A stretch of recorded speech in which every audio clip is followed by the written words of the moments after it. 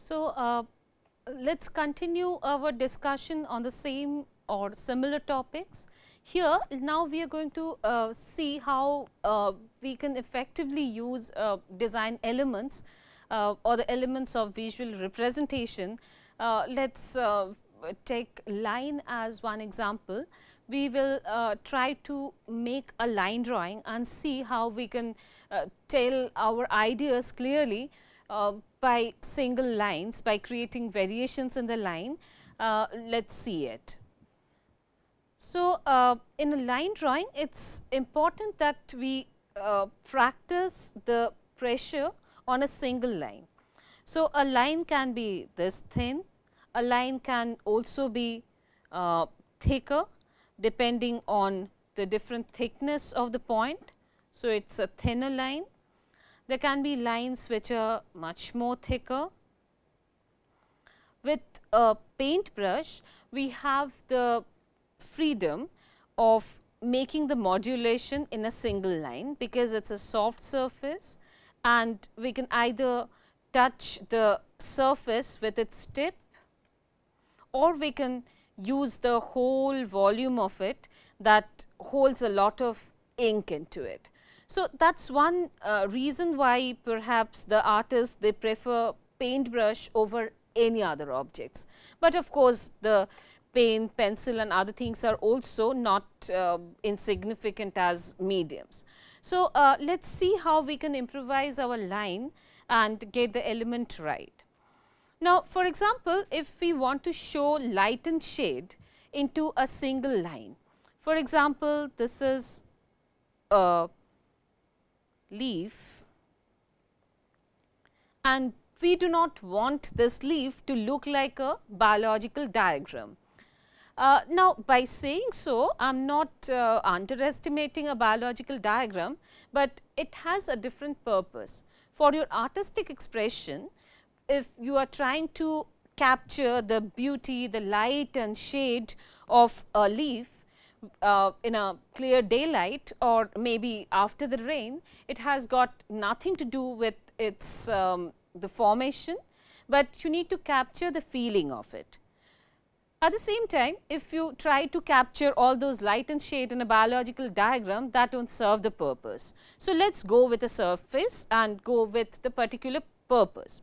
So, what we are creating in the surface is a line, it is a line drawing of a leaf and we want to show how the light is falling on this leaf. So, if we make the line so flat, it won't convey the idea, and in that case you need to make some parts thinner. The same line can be simply erased off just to show that part has more reflective elements, and you can also make some parts very dark to show that there is no light falling on the surface.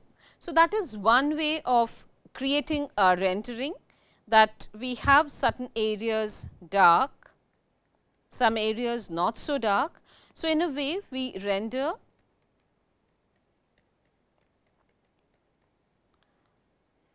and create variation in line. So, we go with a single line, but changing the pressure we can make it thicker or thinner.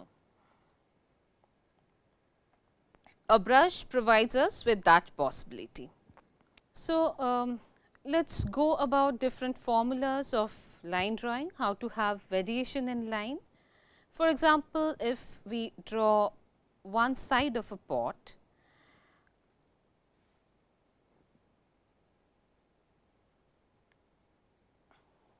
it does not really give us any indication of the quality of the surface. It should give us some clue whether it is made out of clay or metal, maybe a very shiny metal or a glossy metal, or something maybe more wooden that does not have much of a glow. So, how to understand that? A shiny surface may not have a line in it at all. So, if it is a pot made out of clay, then some part has to be thicker than the other parts. So, by making these parts thicker, it will give us a sense of a rendering. So, let us make certain parts thicker and the other part will look lighter. So, let us imagine this is our source of light.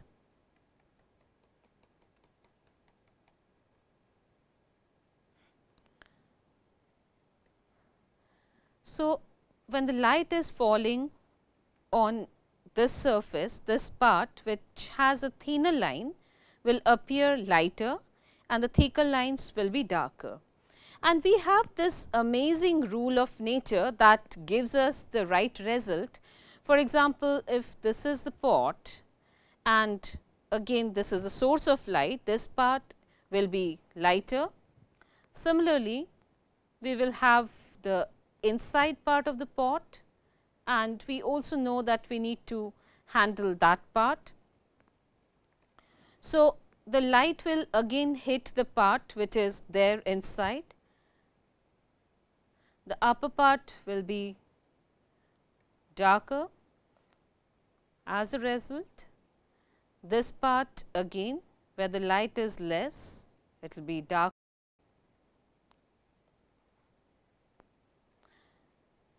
The other part here can also be darker. The surface here may not actually catch much of a light and that will give us a direction, and similarly by making the light and dark value by following the nature, we can get a proper rendering, and that will not like if this is a pot, it will not look flat, but it will come up with a volume because of the stroke that we are applying to make it light or dark. Now, this is a naturalistic study and we should also sometimes read the mind of artists, those who have created the thing. While we compose certain thing, we take a frame and place the right object on the right place, that we have not been doing so far. So, let us go back, try out certain things in the same line. I am taking a reference from a artwork of the Dance of Life, that is the title of the artwork by Edgar Munch. Now, that is the artwork that is there on my mind. You can also check the artwork for reference, and I am trying to imagine how the artwork was and how like what was playing at the back of the mind of the artist. Now, the composition, whether you have seen it or not, it is divided into two equal halves with some integrity. So, let us divide the whole page into two different halves, and this is the central part. Now, here if we place the main characters who are dancing, they are like there is a male figure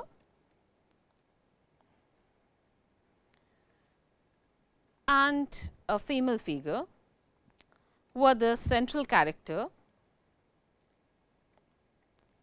and they are there in a dancing gesture.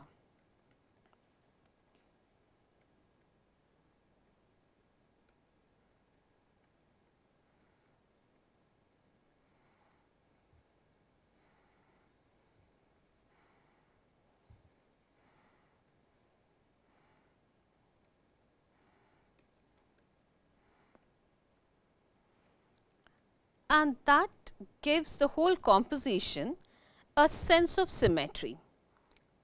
So, let us remove the central line that worked as a reference point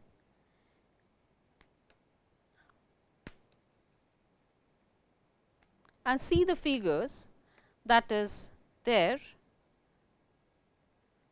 right at the center.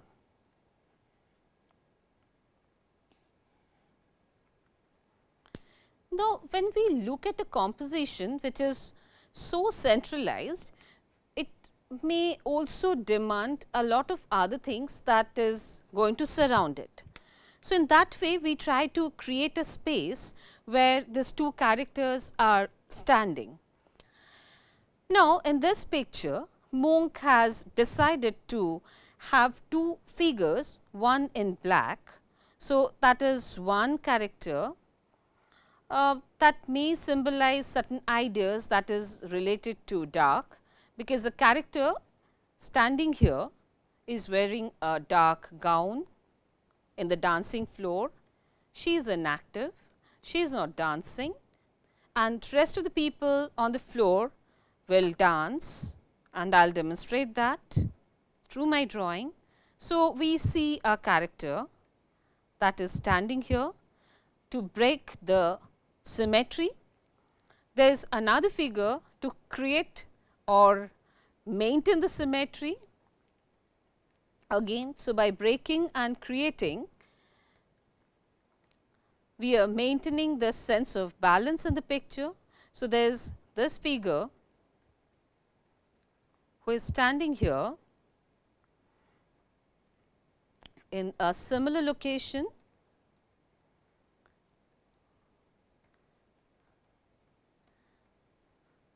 and we are here to make assumption, because the artist he will never write down what he had in his mind, because that is a secret. Had he wanted everything to be revealed, he would have written a prose or a description of the same thing. So, he chose this medium of his expression, and he is not going to speak more than this. So, in this character, here is one that is otherwise black,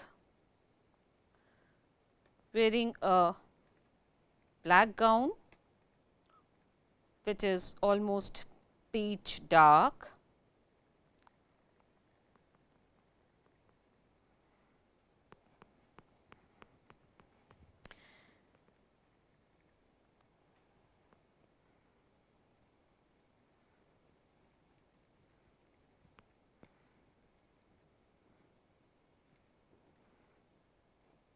Creating a strong salute, and the other figure is white with some texture on her gown. To depict some positivity, the artist has also created images of flowers, which is bending towards the character here, who is perhaps symbolizing something more positive than the other figures. Now, the whole picture is divided into many different planes to get the idea right. Now, the dance, the context that we know from the thematic context, I am not going much into the detail of it, because our focus here to see the visual arrangement, but this is happening somewhere in Norway, and this is the sky.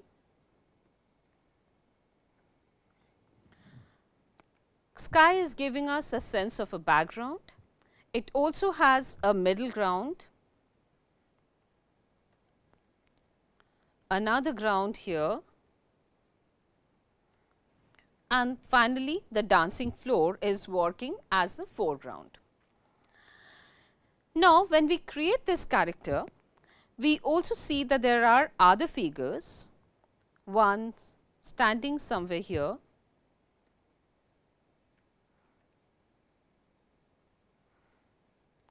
the other two characters engrossed and enjoying their dance into the fullest.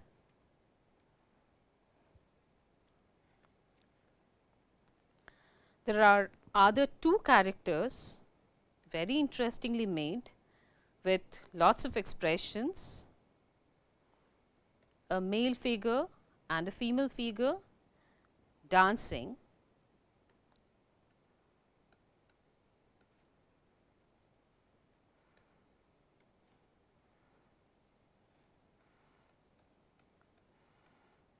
And all these figures are dominated with two shades. It is either white or black. Now, this is the whole composition, and it has a very interesting element in it, which is perhaps the most important element, that is the moon and the moonbeam on the water. Now, what is playing in the mind of the artist when he created this composition? He basically divided the whole composition into all these different planes, and his focus areas, if we make a few marks with a different color, we can understand that things are all going to one order.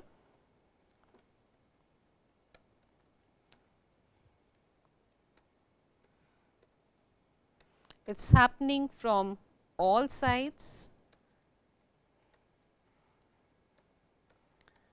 and by leaving this much of space at the edge of the painting, he has made the focus coming somewhere in between.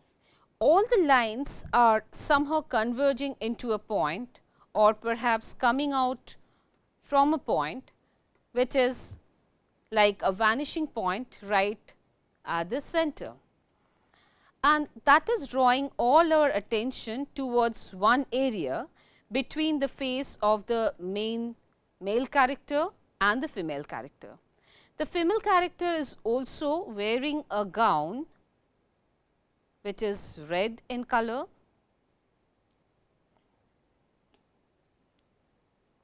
that is strong and strong enough to balance the black and white. So, this is how we arrange, we compose, and we should also get into the practice of reading the mind of the viewer. Also, what is there in the mind of the artist when he is in the process of reading the mind of a viewer?